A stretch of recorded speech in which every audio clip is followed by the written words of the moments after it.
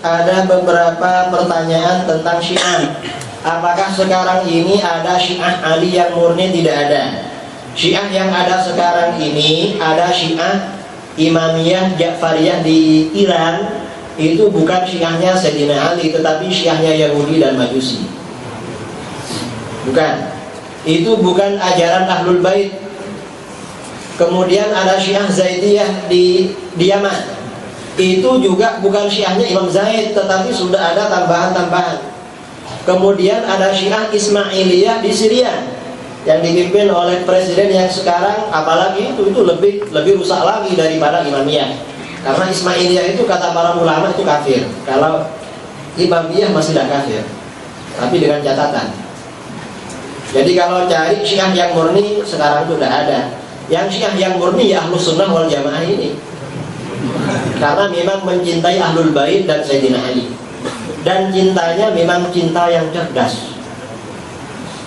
Kemudian saya juga ingin mengomentari tentang Dr. Tijani Samawi, Thummah Tadrid, dan kitab Dialog Sunnah Syiah. Itu semuanya buku propaganda, semuanya isinya banyak pelintiran, tidak ilmiah. Sama dengan bukunya Jalaluddin Rahmat Al-Mustafa, Sejarah Masa Muda Al-Mustafa. Isinya banyak yang bohong. Kalau mengutip dari kitab-kitab hadis itu dipotong-potong dan dipahami sendiri. Misalnya, yaitu mengatakan tidak mungkin Abu Bakar itu ketika Rasulullah menjelang wafat menjadi imam sholat di masjid. Mengapa? Rumahnya jauh dari Madinah, karena dia tinggal di Sunhuh.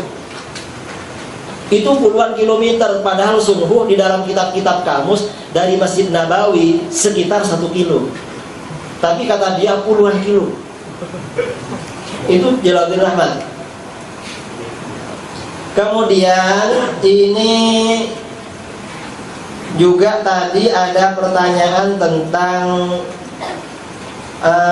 sunnah Syiah. Mungkinkah bersatu? Kalau bersatu tidak bisa. Kalau mereka mengatakan bersatu, itu berarti mereka akan menipu kita. Apanya yang bisa disatukan? Tapi kalau hanya berdamai, mungkin bisa, dan kita tidak perlu diajari mereka. Justru konsep kita lebih bagus, lebih toleran dari mereka. Kalau Syiah, kelompok-kelompok di luar Ahlus Sunnah wal Jamaah, konsep mereka mengkafirkan umat Islam di luar alirannya. Wahabi mengkafirkan kita. Jadi menurut Wahabi, kita ini lebih kafir daripada Abu Jahal dan Abu Lahab. Ada ulama Wahabi sekarang dari Saudi namanya Ahmad bin Muhammad Bashmil, punya kitab berjudul Kaifa Nafhamut Tauhid. Pada halaman 16 dia mengatakan, Ajibun wa gharib ayyakuna Abu Jahal wa Abu Lahab aktsara tauhidan lillah wa akhlasa imanan bihi minal muslimin alladzina yatawassalun. Aneh dan mengherankan, ternyata Abu Jahal dan Abu Lahab lebih mantap tauhidnya dan lebih bersih imannya daripada umat Islam yang bertawassul. Jadi kita ini derajatnya menurut Wahabi di bawahnya Abu Jahal dan Abu Lahab. Kalau Syiah menganggap umat Islam di luar kelompoknya kafir, najis, kafir harbi, syarrun minal yahud wan nasara wal majus. Lebih buruk daripada orang Yahudi, Nasrani, dan Majusi. Itu menurut Syiah. Kalau kita tidak, kita ini apa adanya. Kita ini cukup mengatakan Wahabi ini adalah dhalun mudhillun. Kalau Syiah ya sama, dhalun mudhillun, cuma lebih parah dari Wahabi. Tapi Syiah ini tidak kafir dengan catatan. Pertama, mengakui keaslian Al-Quran, meyakini. Yang kedua, tidak melecehkan istri-istri Rasulullah. Kalau dua ini dilanggar berarti dia kafir. Karenanya kata para ulama, Al-Wahhabiyah syarrun kabir. Wahabi itu adalah keburukan yang besar. Wasyiah syarrun kullu. Syiah adalah keburukan total.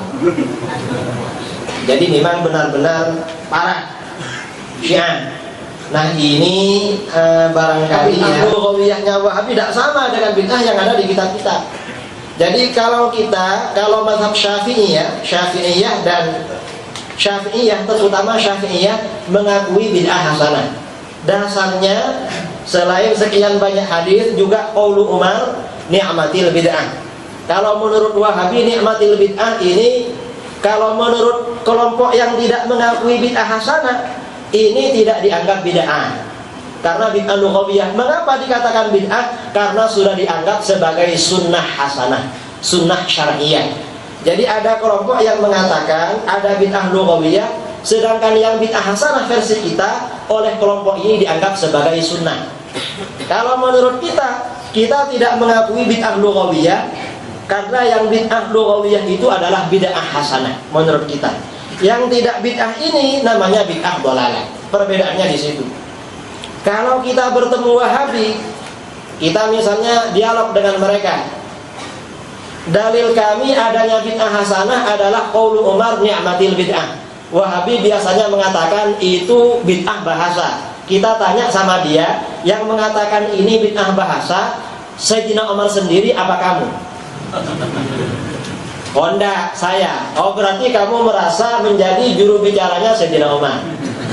Saya sekarang tanya sama kamu, Sayyidina Umar mengatakan ni'matil bid'ah, ini apakah dalam kapasitas beliau sebagai dosen bahasa yang mengajar bahasa Arab? Bukan. Kalau bukan, berarti kamu mengada-ngada.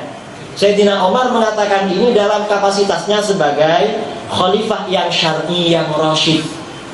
Karenanya yang dimaksud bid'ah oleh beliau adalah bid'ah syar'iyah yang hasanah.